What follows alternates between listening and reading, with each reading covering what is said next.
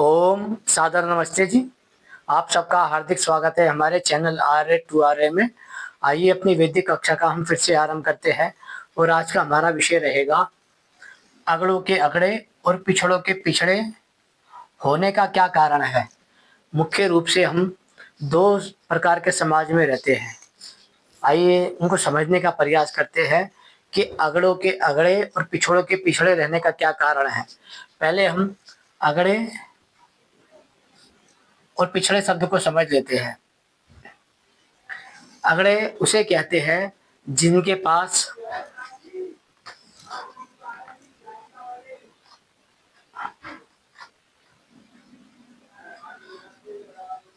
सुख साधन होते हैं,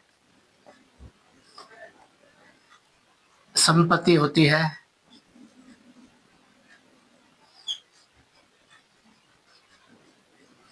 अच्छी शिक्षा होती है।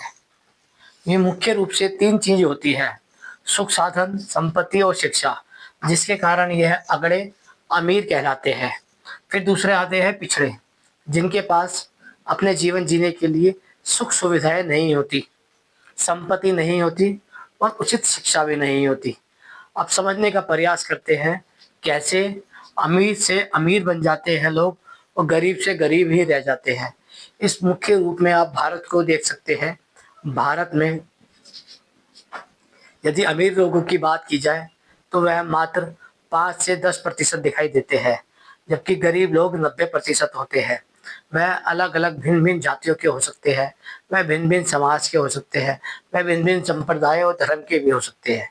आइए मूल रूप से समझने का प्रयास करते हैं। अमीरों से अमीर, अमीर से अमीर और गरीब से गरीब मनुष्य कैसे अपना जीवन व्यतीत करता है, जिसके कारण वह चैन चल जाती है। मूल रूप से आप इस चार दीवारी को समझ लीजिए। जैसे ये गोल चक्कर है, इसका पहला पॉइंट यह है, दूसरा पॉइंट यह है, तीसरा पॉइंट यह है, चौथा पॉइंट यह है, पांचवा पॉइंट यह है, छठा पॉइंट यह है और सातवां पॉइंट यह है। इसको समझने का प्रयास करते हैं कैसे ये चक्री गोल गोल चलती है। पहला आता है अमीर से अमीर बनने के व्यक्ति जो होता है उसका उसका जीवन होता है आरंभ निजी विद्यालय से, अर्थात वह प्राइवेट स्कूलों में पढ़ते हैं बच्चे। प्राइवेट स्कूलों की शिक्षा एक उच्चतम शिक्षा की गिनती में आती है। वहाँ पर आधुनिक शिक्षाएं दी जाती है, इंग्लिश आदि में अच्छी चीज़ें पढ़ाई जाती है और उन्हें टेक्नोलॉजी के साथ पढ़ाया जाता है, जिसके कारण यह आधुनिक शिक्षा के साथ साथ उत्तम प्रकार की शिक्षाएं भी होती है, जो मुख्य रूप से निजी व्यवस्थाओं, निजी विद्यालयों के अधीन में आती है। दूसरी ओर है गरीबी से गरीब बनने वाले, यह सरकारी विद्यालयों में पढ़ते हैं। इनके बच्चे सरकारी विद्यालयों में पढ़ते हैं। सरकारी विद्यालयों में ना तो शिक्षा अच्छी है, ना ही वहाँ की व्यवस्थाएं अच्छी है और ना ही वहाँ के टीचर भी कुछ अच्छी प्रकार से बच्चों पे ध्यान देते हैं, जिसके कारण वह उसी व्यवस्था में घिर के रह जाते हैं, जिन्हें हम सरकारी व्यवस्था कहते हैं और इसको हम निजी व्यवस्था कहते हैं। जबकि भारत की बात की जाए तो भारत में लगभग 80% स्कूल इस समय निजी अर्थात प्राइवेट चल रहे हैं और 20% सरकार के स्कूल चल रहे हैं। सरकार के स्कूल के अंदर आज भी गरीब बच्चे ही पढ़ाए जाते हैं, क्योंकि उनके पास फीस आदि के पैसे कम होते हैं या ना के बराबर होते हैं, जिसके कारण वह अपने बच्चों को सरकारी विद्यालय में पढ़ाते हैं। निजी विद्यालय में पढ़ाने वाले अपने बच्चों के लिए मोटी मोटी रकम देते हैं, क्योंकि वह पहले से ही अमीर होते हैं और ये पहले से ही गरीब होते हैं। पहला मतभेद आता है इनकी शिक्षा का। फिर दूसरा आता है निजी अनुशिक्षण का।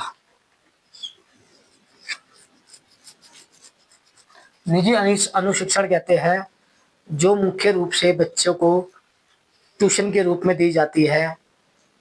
जैसे कि हम अपने बच्चों को जो ट्यूशन पढ़ाते हैं वह हम एक अच्छे टीचर से, एक अनुभवी टीचर से पढ़ाते हैं, ताकि हमारा बच्चा जो स्कूल में पढ़ के आ रहा है या जो उसका विषय छूट गया है वह उसे उत्तम प्रकार से पढ़ा सके। लेकिन जब हम ये व्यवस्था है गरीब घर में देखते हैं तो यहाँ पर अधिकांश रूप से ट्यूशन नहीं दिया जाता, ये केवल घर में पढ़ते हैं। इसका कारण क्या होता है? पहला तो उनका सरकारी विद्यालय जहाँ पर पढ़ाई अच्छी नहीं है। दूसरा है घरेलू शिक्षा, अर्थात जो ट्यूशन वगैरह है वह घर में दिया जाता है। इसका मतलब ये होता है इनकी जो स्कूली शिक्षा है वह धीरे-धीरे नष्ट हो जाती है। तीसरा आता है निजी संस्थाएँ, अर्थात जो अमीर लोग होते हैं वह अपने बच्चों को अच्छी-अच्छी हाई इंस्टीट्यूट में पढ़ाते हैं, ताकि वह वहाँ पर अच्छी-अच्छी शिक्षा को प्राप्त कर सके, चाहे वह भारत की कितनी भी उत्तम से उत्तम इंस्टीट्यूट हो। आपने देखा होगा वर्तमान में जितने भी इंस्टीट्यूट चल रहे हैं, वह मुख्य रूप से 80 से 90% निजी प्राइवेट संस्थाओं के हैं और 10% वह है सरकारी संस्थाओं की। सरकारी संस्थाओं में जैसे भी करके सरकारी विद्यालय में पढ़ा हुआ व्यक्ति, घर की शिक्षा लिया हुआ व्यक्ति, घर का ट्यूशन लिया हुआ, यदि वह सरकारी इंस्टीट्यूट संस्थाओं में पहुँच जाता है, तो सरकारी संस्थाओं की हालत भी सरकारी स्कूलों की जैसी है।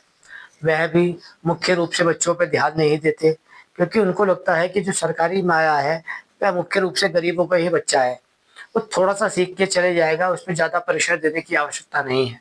जबकि निजी संस्थाओं में आपके लिए पहले से ही व्यवस्था कर दी जाती है। यहाँ पर आपको कहा जाता है कि आपको यहाँ पर टीचिंग के साथ-साथ आपकी नौकरी की व्यवस्था भी की जाएगी। इसका अर्थ ये होता है कि मनुष्य पहले से ही विचार कर लेता है कि हमें कैसी शिक्षाएँ देनी हैं, कैसे अनुशिक्षण देने हैं और कैसे संस्थाओं में पढ़ाने हैं।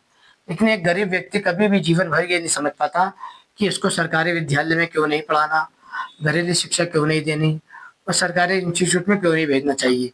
क्योंकि एक पहले से ही गरीब होता है, गरीब के पास अपनी कोई सुख-सुविधाएँ नहीं होती। वह सरकार की सुख-सुविधाएँ पे चलता है। फिर इस 1-2 तीसरे पॉइंट की बात आती है कि यह करते हैं व्यापार, अर्थात इनको मुख्य रूप से व्यापारी बनाया जाता है। व्यापारी में आप देख सकते हैं 80 से 90% लोग जो अमीर से अमीर होते हैं, वह व्यापार आदि करते हैं, क्योंकि वह जानते हैं कि उनके पीछे उनके माता-पिता और पूरा खानदान खड़ा है, जो उनके व्यापार के लिए उनके साथ-साथ में खड़ा रहेगा, धन देगा, अन्न देगा, सारी व्यवस्थाएँ करेगा। जबकि जो गरीब होता है, ये मुख्य रूप से नौकरी करता है और ये नौकर कहलाता है। यह 5,000, 10,000, 15,000, 20,000 की नौकरी करता है, क्योंकि पहले तो इसकी शिक्षाएँ सरकारी रही, दूसरा इसका इंस कहते हैं ट्यूशन घर का रहा, तीसरी इसकी संस्थाएँ सरकारी रही, जिसके कारण यह सफल नहीं हो पाया। फिर यह प्राइवेट नौकरी करता है।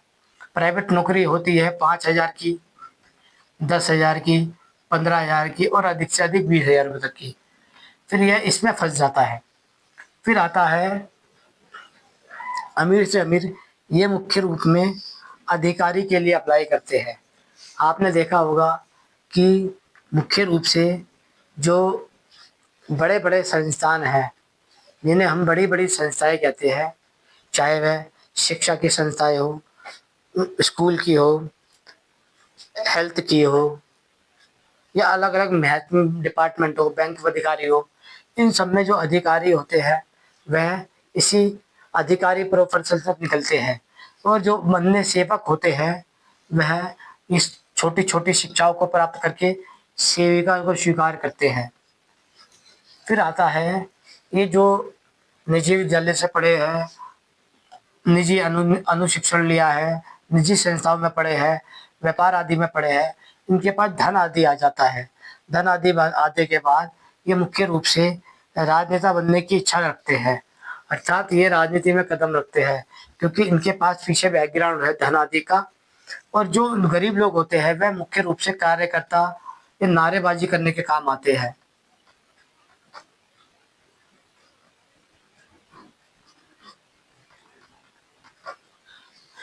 तो आपने सुना होगा कि जय भीम, जय श्री राम, जय भाजपा, जय कांग्रेस जो कर रहे हैं, सब मुख्य रूप से गरीब लोग हैं, क्योंकि उनके पास अपनी व्यवस्थाएँ नहीं होती, जबकि अमीर व्यक्ति किसी भी ऐसी रैली में, किसी भी कार्यकर्ता के रूप में जल्दी से कार्य नहीं करता। वह मुख्य रूप से या तो राजनेता के लिए कार्य करता है या अध्यक्षता के लिए कार्य करता है या फिर ऊँचे सदस्य बनने के लिए कार्य करता है। फिर आता है 7वाँ संगत और वातावरण।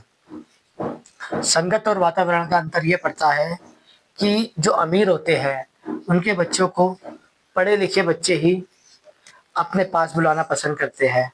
जैसे एक अमीर का बच्चा, एक पढ़े लिखे का बच्चा, वह अपने आस-पास का माहौल देखता है कि उनके माता-पिता के दोस्त भी अमीर हैं, शिक्षित हैं, वह उसी वातावरण में ढल जाता है। लेकिन जो गरीब का बच्चा होता है, वह सरकारी स्कूल में पढ़ा होता है, घरेलू शिक्षा ली होती है, निजी सरकारी संस्थाओं में रहता है, नौकरी करता है, सेवा कार्य करता है, कार्यकर्ता बनता है, नारेबाजी करता है और फिर उसी संगत के अंदर मिलकर वह उन्हीं व्यवस्थाओं में घुस जाता है। इसके कारण एक अमीर व्यक्ति अमीर बनने की सीढ़ी सीखता है और एक गरीब व्यक्ति गरीब बनने की सीढ़ी सीखता है। जब वह इस रूप में आगे की ओर जाते हैं तो उनके पास पहला चक्कर आता है उनके माता-पिता के धन का, फिर दूसरा आता है अनुशिक्षण का, फिर तीसरा आता है निजी संस्थाओं का, फिर चौथा आता है व्यापार का, फिर पाँचवा आता है अधिकारी का, फिर छठा आता है राजनेता का, फिर सातवां आता है संगत और वातावरण का। अर्थात मुख्य रूप से देखा जाए तो यह 7 प्रकार का चक्र होता है। ये 7 प्रकार का चक्र हर बच्चे के जीवन में आता है। अमीर के साथ जो आता है वह फिर से यही आता है अमीरी वाला और गरीब के साथ जो आता है वह फिर से गरीबी वाला आता है।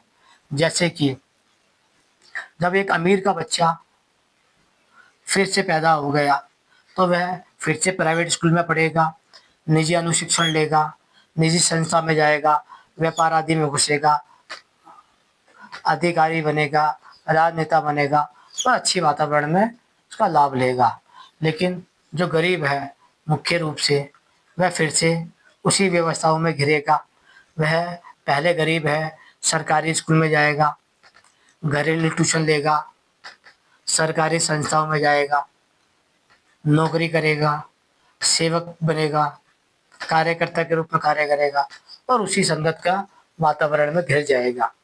जिसके कारण वह इसी व्यवस्था में फँसे रहता है। इसलिए पिछड़ा जीवन भर ही पिछड़ा रह जाता है और अगड़ा सदा ही अगड़ा रह जाता है। अगड़ा और पिछड़ा होने के लिए उनके पास मुख्य रूप से 3 सुविधाएँ होती हैं। पहली है सुख सुविधाएँ अर्थात सुख साधन जैसे गाड़ी, आने-जाने के साधन, अच्छा कमरा बैठने के लिए, पढ़ाई का माहौल या अलग अन्य जो सुख सुविधाएँ होती है शिक्षाओं के प्रति में। दूसरा आता है संपत्ति और तीसरा आता है शिक्षा। इस सुख, साधन, संपत्ति और शिक्षा के कारण अभाव के कारण हम गरीब से गरीब रह जाते हैं और अमीर से अमीर बन जाते हैं। यदि कोई इस चैन को तोड़कर जाता है अर्थात यदि कोई व्यक्ति इस चैन को तोड़ने की कोशिश करता है कि वह अपने बच्चे को सरकारी विद्यालय में ना पढ़ाकर प्राइवेट विद्यालय में पढ़ाए, घरेलू शिक्षा ना देके अमीरी शिक्षा दे, घरेलू संस्कारी संस्था में ना पढ़ा के अमीरी संस्था पढ़ाए, वह नौकरी ना करा के व्यापार में उछेरे, सेवक ना बना के अधिकारी बनाए, कार्यकर्ता ना बना के राजनेता बनाए, संगत और वातावरण को शुद्ध करे, तो मुख्य रूप से जिनके बच्चे पहले से ही अमीर होते हैं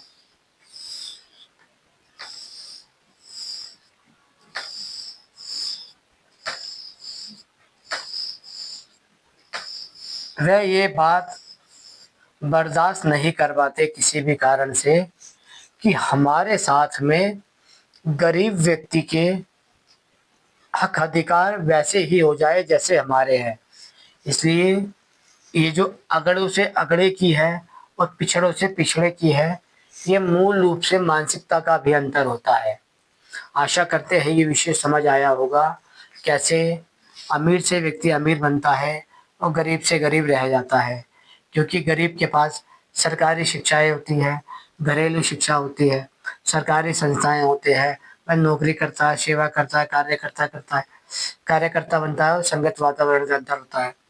और ये निजी विद्यालय में पढ़ते हैं, अनुशिक्षण प्राप्त करते हैं, निजी संस्था में जाते हैं, व्यापार करते हैं, अधिकारी बनते हैं, राजनेता बनते हैं और मुख्य रूप से संगत का असर हो जाता है।